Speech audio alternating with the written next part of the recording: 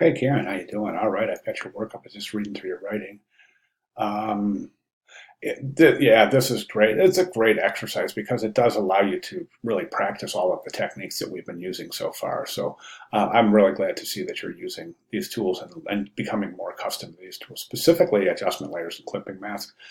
Um, Really super important. Selections and adjustment layers are foundational cornerstones in Photoshop. So really glad to see that. Now, of course, blending modes and other things. I'm not real sure if you use these in this piece, but blending modes are of course very important as well. Looks like you've got universal down, so that's fantastic. Let's go ahead and jump right over to the poster.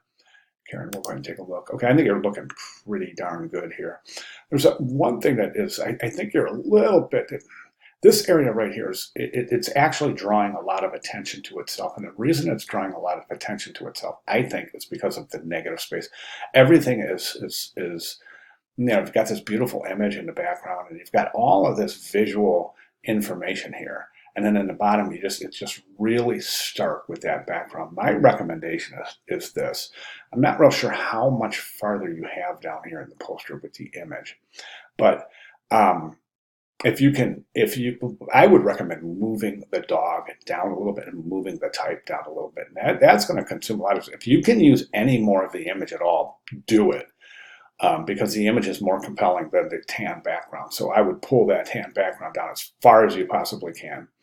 You can take this coming July 4th and maybe even move it up here or depending on how this works out. But what I'm getting at is I'd like you to increase the size of the type a little bit, just a pixel or two. And then also don't present it on an oblique. It looks really unusual mostly because it's very, very rare that production techniques are presented on an oblique or an italic. So I recommend presenting these in standard regular, no italic on that. So this is the only area right down here in the poster. I think the rest of the poster is really super engaging. So let's see what you can do with this area down here. My only other comment is you've got some good adjustments going on here in the background and the foreground images. The dog, though, is still just a little bit washed out. A great way to check for tonality, especially in your placed images, is take a look at the blacks. We look at the blacks in the hair here. They're nice, deep, dark, and rich. Same thing here in the background image. The same thing in the not quite as dark, but the same thing in the treasure box. But you look at the dog, and the dog's a little washed out in the black areas. I think that dog could use just a little pump in contrast with the with an adjustment layer, just to bring out those blacks a little bit more in the dog. Other than that, I think we're looking fantastic. So really, really good job here. It's definitely telling a story. I mean, you can take a look at this poster and pretty much determine the story. So the narrative quality is totally there. I agree 100% with that.